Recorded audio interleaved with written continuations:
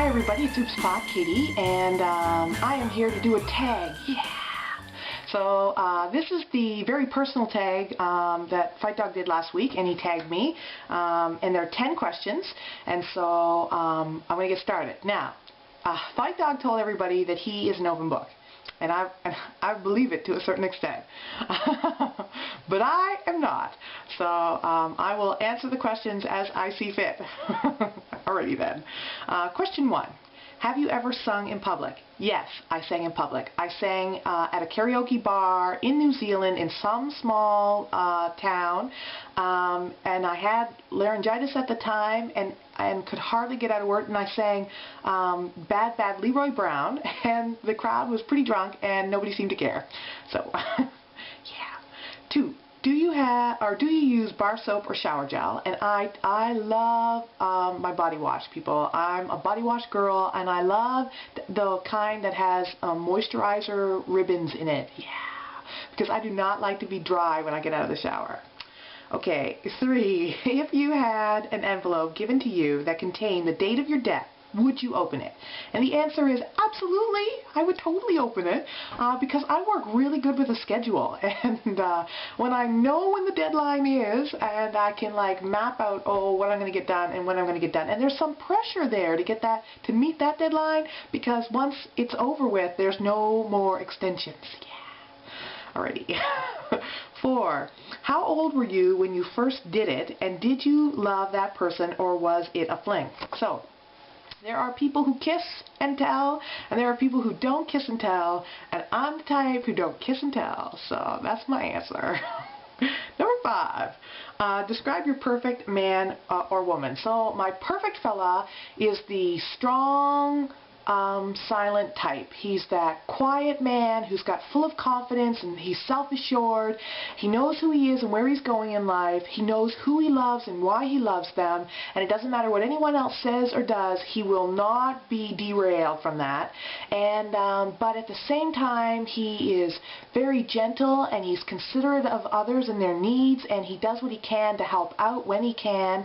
And it's not all about him, and it's not all about just his like little family unit. That he has to have a broader vision. He's got to consider, other people that he meets, even strangers, and that there's a spirit of generosity in him. He's got to have a faith in God, and preferably a deep faith in God, and he's got to love me right here and right now as I am, whether I change, whether anything about me ever changes or everything changes, that it's in the moment that he loves me, and that there's, for him, that he just accepts me where I'm at, and there's no, pressure to be anything other than just me, and that whatever that me is fine, and yeah, and he's got to be friendly. He doesn't, again, because he's a strong, silent type, I don't expect him to be a social butterfly, but he's got to be the type that, like, puts everyone at ease when they come into the room. Because you got the strong, silent types that aren't like that, right? And they don't put anyone at ease, and he can't be cold and that kind of way with people. He's got to be friendly, and he's got to be affectionate, but not the public affection. I'm private about this kind of stuff, and maybe you've noticed, maybe you haven't, but anyways, refer to question 4. But yeah, so he's got to be, I want him to be affectionate, but affectionate in our personal, private space kind of deal, and that's fine with me. And yeah, in terms of, I guess I'm not too picky about, if he's tall or he's short, but I do have a preference. It's very small, but I do have a preference for blondes with blue eyes, or guys who have dark hair and pretty blue eyes. Okay, just like blue eyes, clearly. But anyways, yeah, so I'm moving on. I spent way too much time on that question. Alright, number 6. What's the worst thing you have ever done that you got away with? This isn't really bad, but I used to hang out with a bunch of graffiti artists when I was a teenager and late teens, and we would trespass on public property, and then we would deface that public property. Now, I am not a graffiti artist. I'm not very good at it. In fact, I suck. But it was a lot of fun. So anyways, yeah. So 7 is, what's your biggest weakness or fear? Now this I've definitely talked about before in a previous video, a tag, but lots of you won't know this because a lot of you are new, and new to me.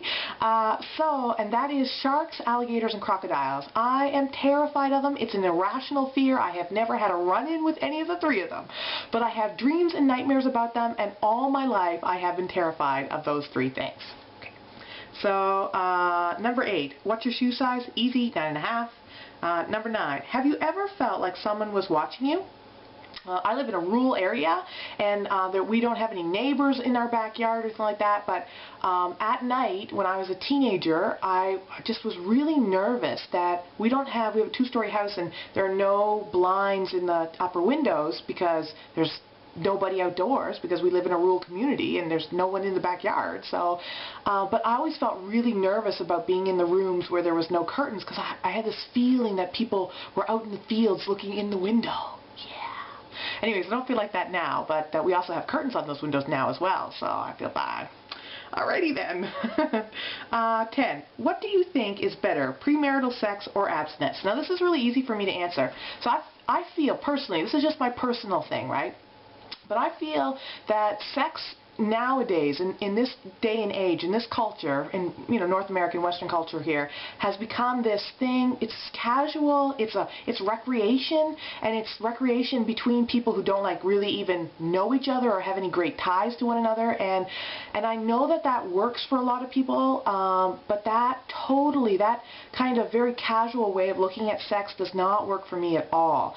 And so I don't think sex is recreation, and I don't think it's something casual, and not for me personally.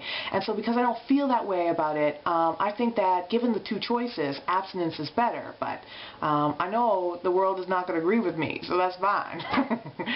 But anyways, that's the tag. Thanks for tagging me, Fightdog, and I will chit-chat with you guys later. Bye. That's life. That's what people say. You're riding high in April. Shot